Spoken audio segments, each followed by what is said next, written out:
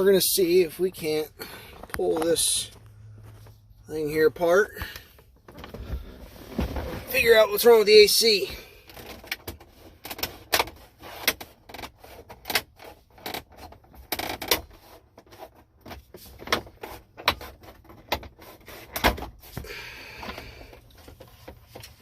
Well, that came out 100 times easier than I thought it was going to.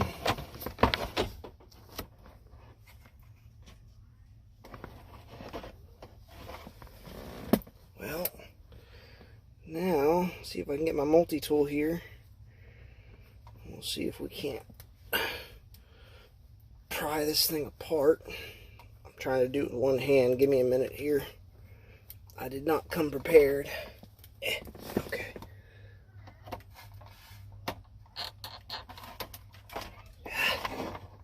Oh, wait a cotton pick a minute. Oh, I gotta unbolt that. Well, I'm gonna pause this right here. Go get the right tools so we can, I don't know how well it's focusing, but hopefully you can see them bolts right there. We're gonna take them apart in this little housing. Ended up being a 9/32 is what I needed. So we're gonna take apart these 4 bolts here. We're gonna take those 4 apart. Oh, I might not be able to get to that one. Oh, there we go. These 2 down here, oh, they're smaller. These 2 down here on the side of this, well, they're teeny beany little sucker. 7/32. So we're gonna take all those apart, and then we'll show you when it's coming off. Well, I didn't need to unbolt those after all. Turns out you can just pop this plastic part right here.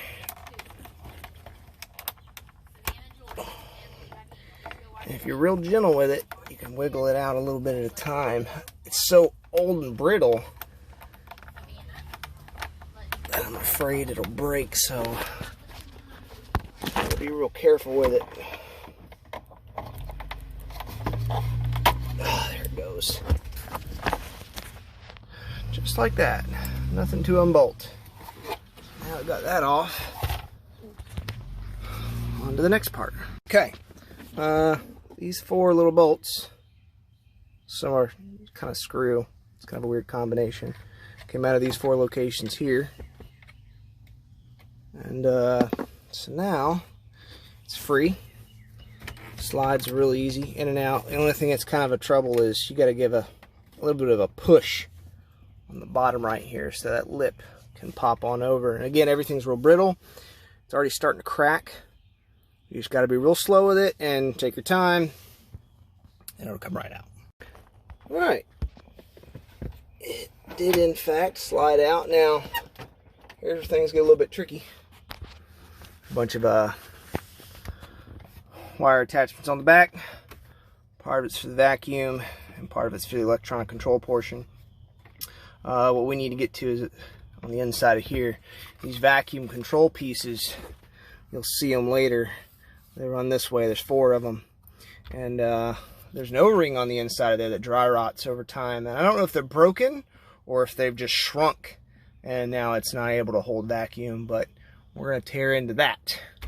So I'll pull all these pieces off, and they'll be the same as the 4-wheel drive control here. The electronic ones are just snap pieces. But the vacuum portion is, I think it's these little plastic bolts. We'll figure that out here in a minute. As I get closer to taking it off, I'll break it down and show you. Okay, so this was a bit of a pain. This vacuum plug, I guess you can call it. Basically, you're gonna remove 2 itty bitty teeny weeny little bolts. Not very big. I don't even know if you call them bolts, but they're so flimsy. They come off of this end, and then that whole vacuum assembly just pops off. Now, the wiring pieces were a little bit more difficult. They have a single pressure point, and you can't exactly pull and press at the same time. It was a little bit difficult. This one was much easier to take off, the driver's side one. The middle one, I had to use a screwdriver to press and then kind of use it as pressure. It was pretty difficult, but just be patient with it. Again, on an 03 at this point, stuff's getting really brittle. It wanted to break. Even putting light pressure on it with the screwdriver, you can kind of hear it cracking. So now we're going to take this inside and we're going to disassemble it and rebuild it, and hopefully we'll solve our stuck on defrost issue. So once we removed this electrical connector from these 4 prongs right here, just did it with a pair of needle nose, and then removed this bracket from the center piece, whoops, right there. And then the whole thing just pops out of the housing. We have access to the front and the back. And what we're going to do is pry these 4 almost polished portions back on the front and the back, and that'll allow us to move it here without breaking it. Okay, so what we did was we have, as I stated,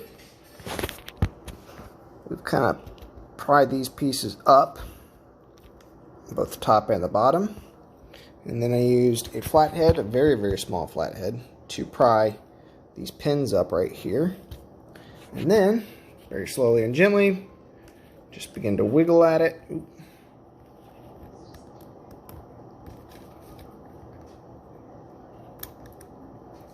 And would you look at there, it's coming right off. Now you got to be careful. There's some pieces on the inside of here. There's also a wire that's connected. So as you're disassembling this, 1, the order is important if you don't have a video guide, and 2, it's also old and brittle. I've almost broken so many things, so just be slow with it. Down to the meat of it.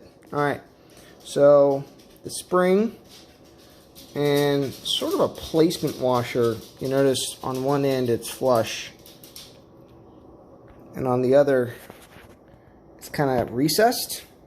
Down on the inside, that order is important. It has to do with how it's retained inside here. And if you flip it and try and install it that way, it's not going to set properly. Now we're down to the guts. This is what all this trouble is for. That little guy right there. It is hard as a rock. And so, over time, it's just not going to pull vacuum anymore. So we're going to replace it. And yeah, hopefully it'll take care of the problem. So it was actually so brittle. Well, you can see it. It broke. Now it's still got a little bit of, I guess, sort of that rubber feel to it. It is still kind of squishy, but my fingernail almost cuts it. It's so brittle. So we're going to use these little bitty guys right here, a little bit fatter. We're going to put some grease on them when we're done to help seal it up. I'm going to use dielectric, actually. It's less likely that it'll break down that silicone over time. Makes a really good pair. You can use any number of greases, but dielectric's going to do the least amount of damage to the silicone over time. I learned another thing.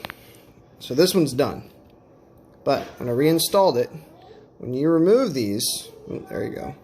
When you remove these, and these get bent up in order to remove it, in the direction my finger's heading, when you reinstall them, if you don't bend them back a little bit, they've kind of lost their spring tension over the years, and they did not grab the smallest little nubs you've ever seen. Right down there. Those, right under that shadow.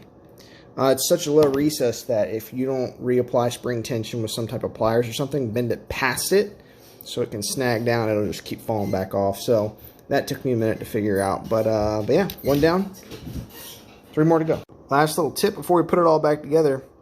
Inside of there, on the bottom of that shiny silver portion, there's ridges, 4 ridges. Now they match up the plastic portion of that tube right there. And yeah, you kind of have to play with the orientation, rotate it. It's easy to do. You just got to make sure they match up before you put it back in. Now I'm going to attempt to put it back together, and I'm going to try and do these garbage little plastic nuts first, because all they do is just strip this when they go back on. There's no actual real threading, and they're pretty flimsy. I'm afraid that once I get those electrical connections in, I won't have a lot of wiggle room. So we're going to start with that. And let's see how it goes.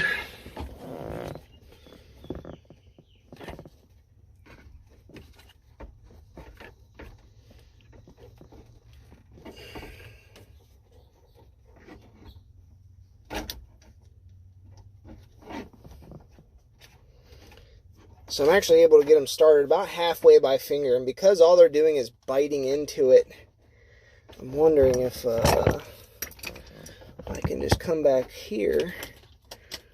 Yep, that's all it takes is just by hand you can finish it with the socket, and just go down until it gets nice and snug.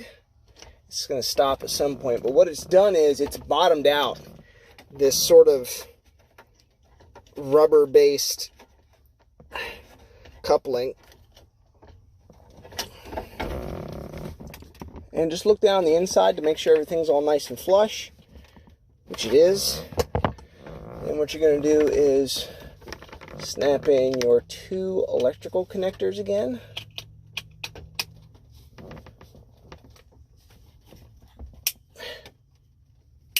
Alright, they've both snapped back in. Now,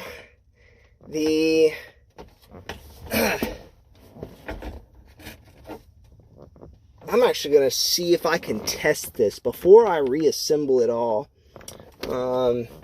It'd be an interesting little prospect to see if we can find out how we did. So, let's see if I fire it up. Yep. And let's... Alright. We're good. Let's throw on some max AC. Let's see what comes out. Oh, it's beautiful. It's been months since I felt that. Alright, well, let's go ahead and do floor. Gotta switch her up. Yeah. And look at there. Well, you can't feel it, but it ain't coming out of the exhaust no more. To have AC again. Ooh, what a day. What a day.